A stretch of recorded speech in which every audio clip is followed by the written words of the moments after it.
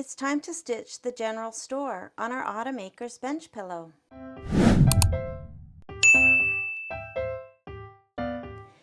The general store is on page 26. I have my fabrics that have been backed with fusible interfacing. I have my strip of batting, and from the embellishment kit I have the purple micro velvet, and I have backed that with the lightweight non-woven interfacing.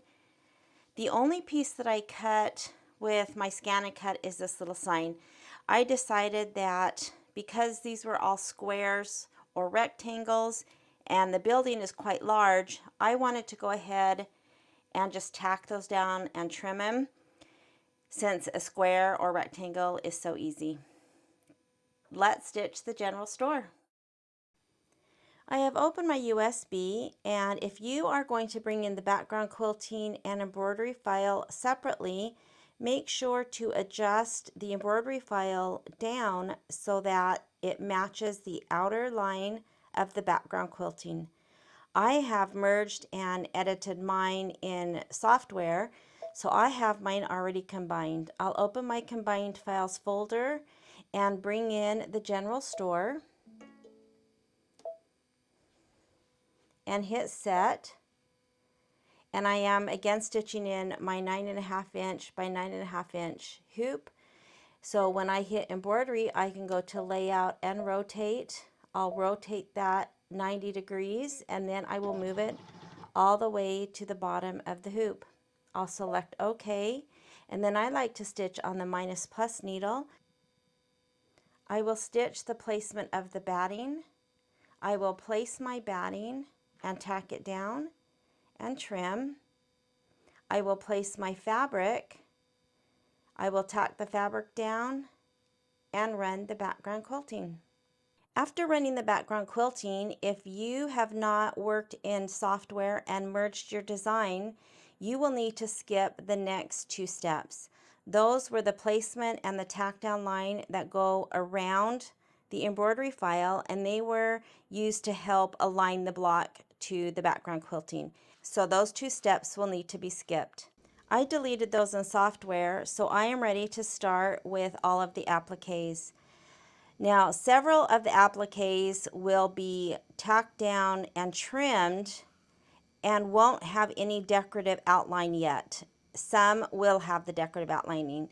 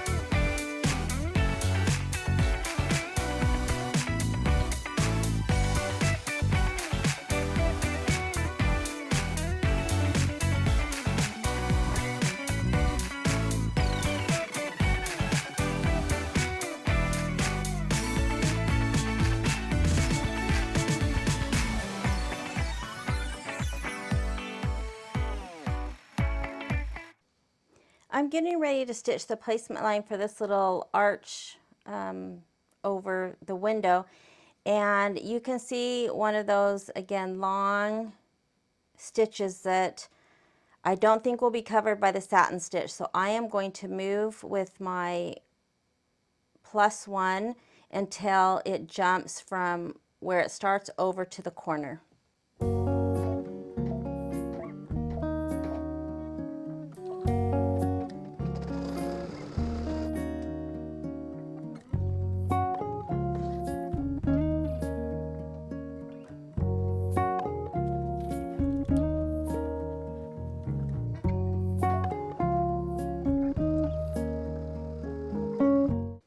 This brown piece was a piece that the directions said not to interface at all, and I added the lightweight non-woven, and just like the little chalkboard sign, I went ahead and added a woven piece. I just feel that it adds a little bit more stability, so I added it for this sign also.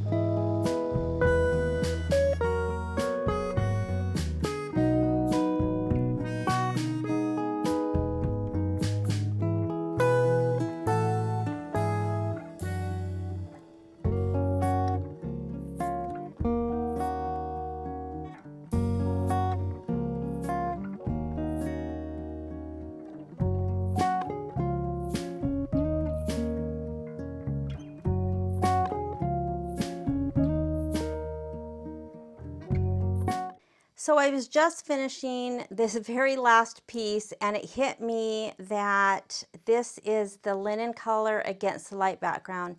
So like I did on one of my other blocks, which was the house block, the roof had the same tan fabric. I went ahead and used putty for the color. So I am going to restitch the satin outlining in putty. I think it just needs to stand out a little bit better.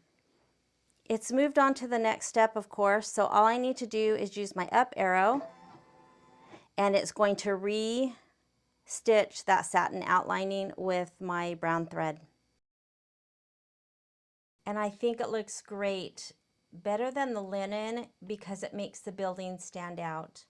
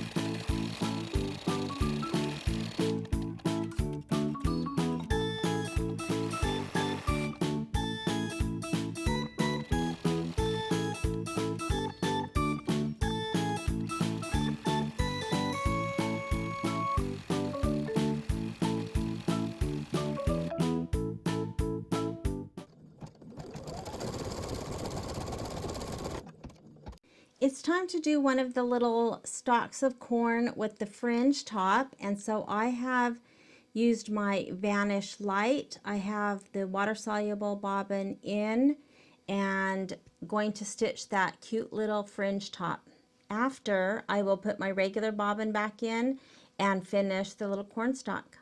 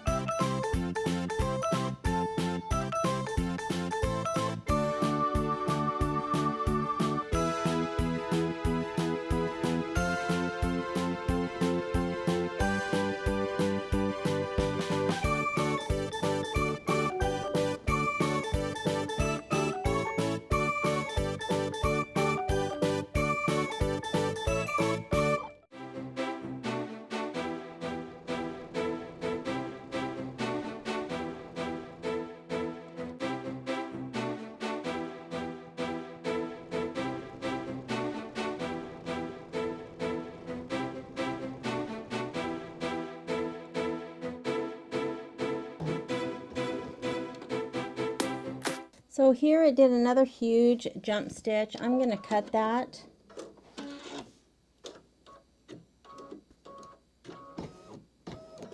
And if you know that this should not be there, it's in the center of the wreath. And so again, that's just one of those weird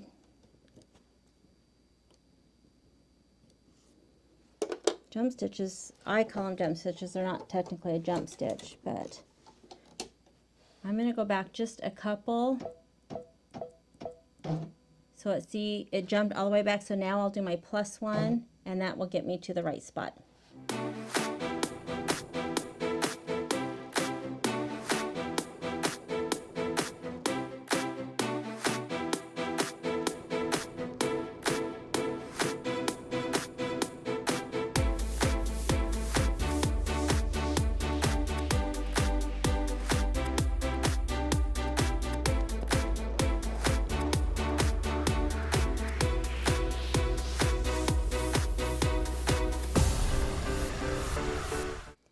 So I've just finished the little wreath on the door, and that is super cute. So the next set of instructions are for a little pumpkin that goes in the window if you are not using the button that came with the embellishment kit.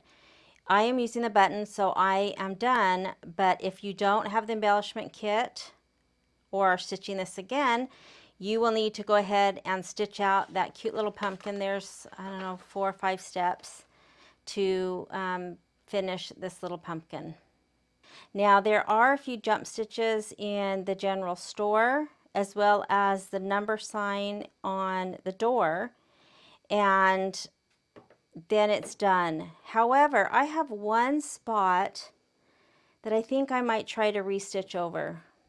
How cute is that little squirrel? And I love this little pumpkin. But these little bags are supposed to be in the general store, in the window of the general store. And if you know, on mine, the bags go over and on top of the trim for the window. This is supposed to be, you know, the outer trim of the window. And of course, these look like they're sitting on top of it, which they are sitting on top of it, and they shouldn't be.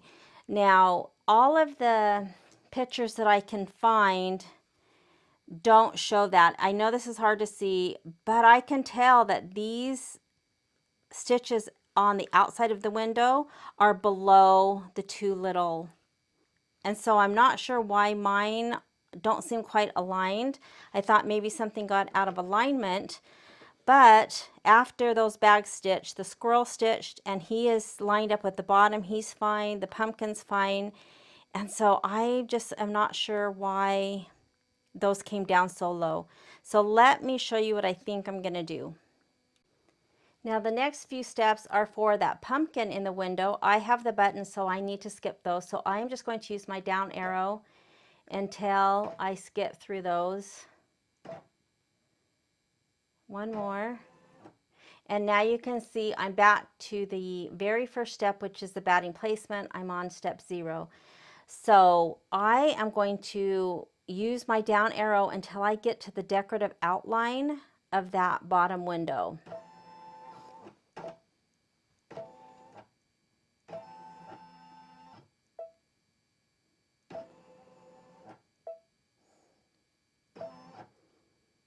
There's the window, there's the tack down, and there is the decorative outlining of that window. Now it starts right in the middle, but I think if I remember right, it went up to make the center of the window and then came around.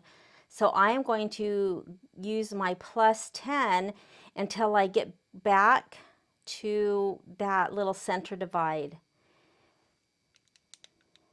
because I don't want to stitch the whole window, and of course I can't stitch the whole thing because some of those are under this little orange part of the window, and so I can't just stitch out the whole design. So I'm just going to do plus 10, and you can see it's starting to go up the center of the window. I could probably do 100. And so now it's down at this corner, and I'm going to get closer to that little center, or maybe about, I think I'm just going to do a few more 10s and start maybe towards the end of the pumpkin right there. So now when I finish, I'm going to put it on my slowest speed just because I can't finish this step all the way up or it would go over the orange that's already down. So once it gets probably to the corner, it looks like, and maybe starting to head up, I will stop my machine. So I am going to turn it on the lowest speed so that I can stop it in time. And I'll see if this makes a difference, and hopefully I don't make a mess of things. So I'm just trying to stitch from about here, and then once it gets to about the corner, I'm going to stop my machine.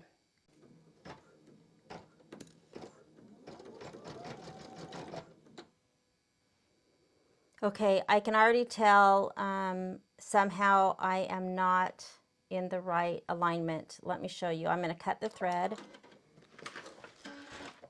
So I started right here, and it's not, I don't think that I'm in the right alignment. You can see that the stitches, those several that I took, are lower. And I think that's because this was done before all this satin outlining. That's very dense stitching, which you can, kind of tell, it puckers when you have a lot of stitching, and I have to, try to iron that. And so it's pulled it, and so the stitches aren't quite lining up. So because they're lower, I am just not going to worry about it. And it just is what it is. So if yours does this, I guess you could try to see if yours line up. Mine don't seem to line up. You can just tell that little piece right there is just too low. I am done with the general store block, and it's a really cute block. I really like it.